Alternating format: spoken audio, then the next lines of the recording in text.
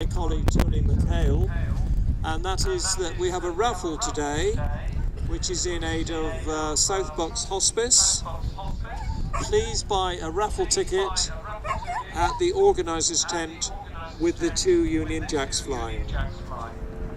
And also we've received a lot of support from High Wycombe Scouts, and if any of you want to get involved in scouting, in helping or becoming a leader, or have led in fact in the past and still want to become a leader, we've got to fly past already, then please leave your name at the organisers' tent. So that's all the domestics, and I'm just going to hand over now to my colleague Tony McHale.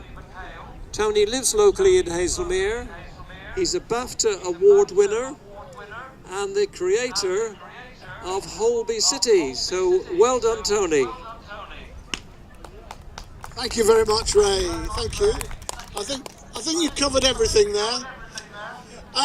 Good afternoon, ladies and gentlemen. Welcome to the Hazlemere Fete. We were just commenting how big this fete has become over the years. I remember going to it once upon a time, many moons ago, when it was up at the Wreck and there was literally 3 stalls. So it's actually got a lot bigger. Before I introduce the main man who's going to do the official opening of the fete, I'm going to introduce you to 2 other people, both, luckily for me, called Chris, so I don't forget names. One is with Morris Cars and the other is, well, I'm going to let him tell you the official title. I've got the British Legion Motor Riders, something like that. Anyway, here's Chris and Chris.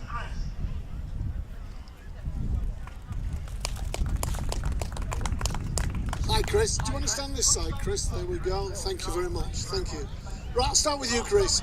Give us the official title of the British Legion Riders. We are the Royal British Legion Riders branch. And what's the purpose of these motorcycles? The idea is that we combine our love of motorcycling with raising money for the British Legion Popular Corps. And how would you go about raising that money? Just by doing displays? Just by doing events like this. Brilliant, brilliant. And I noticed there's many different types of bikes. Yours is, I think, the Triumph there at the front. What can you tell me about that bike? It's a Triumph Thunderbird, it's a 1700, and it's a lovely bike to ride. 1700, first car I ever had was only 750cc, I think, so it's huge. And we go over to the other Chris, who is, are you president of the Morris Cars, or are you? No. No, we're from the Morris Register. We've got 7 cars with us today. I'm not an official of the Morris Register. I just go along to their noggins, which basically means we drink a lot of beer. But today we've got a 1939 Morris 8 Series E Tourer, a 1939 Morris 8 Series E Saloon, a 1936 Series 2 Morris 12.4 Saloon, a 1938 Series 1 Morris pre-series with a yin-yang rather than an 8 on the front of the bonnet. And where am I going now? I lost my space. We've got a 1935 Morris 10 and a 1925 Bullnose Oxford. Oh, thank you. Which is your car? Mine is a 1939 Morris 8 Series E Tourer. And which is at the front with my wife holding a flag. Just over there. And how big is the engine of that car? It's a bit naughty actually, because I've got a Morris 1000 engine in there. The original was a side valve engine. I've got an overhead valve engine which has got 1098cc but doesn't actually improve the performance. So it's actually not quite as big as Chris's bike. Quite, no. And just to finish off with, what contribution do you think that William Morris made to the motorcar industry? Well, William Morris started off making cycles and then moved on to hiring cars and doing a dealership for various cars at the beginning of the last century, in the early 1900s. He then decided to produce his own car, and in 1913 started production with the Morris Oxford, and then went into serious production. And by the end of the 1920s, Morris was one of the biggest production numbers in the country.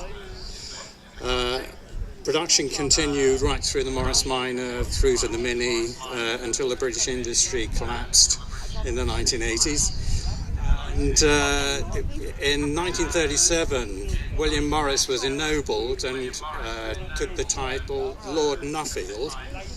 And as such, he sponsored Nuffield College in Oxford. He was creating the Nuffield medical side of things, and produced more than 1,200 iron lung machines, which he provided to every hospital in the country to treat tuberculosis and polio at the time. And if anybody wants to learn a little bit more about William Morris, then they should go along to Nuffield House, which is between Henley and Oxford, and is now run by the National Trust. And it's well worth a visit. Thank you, Chris. Just one last question. Is there any chance of a motor industry revival in this country? I am not in a position to comment on that, and I doubt very much if that would actually happen. But who knows? There may be an entrepreneur out there who will actually set the thing up again. Well, at least we throw it out there. Right, well, I'd like to thank Chris, who are now going to lead. Chris is going to lead with the motorbikes, the Triumph, and the Morris cars are going to follow around an entire circuit of the entire fete. Thank you very much, guys, for joining us today. Really. Well, it's 1 for the money, 2 for the show, 3 to get ready, now go, kids, go. Tell me my blue suede shoes on.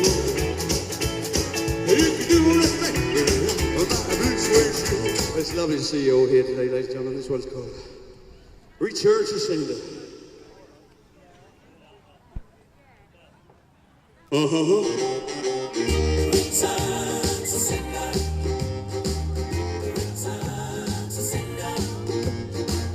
I gave the letter to the postman. He put it in his side. Just taking pictures. You want your pictures? Best thing to do is to go over there a little bit because I'm set up for those people over there. Let's go. No, I'll catch you. I'll do a pan back. Right. Alright, just wait there a minute. Come back.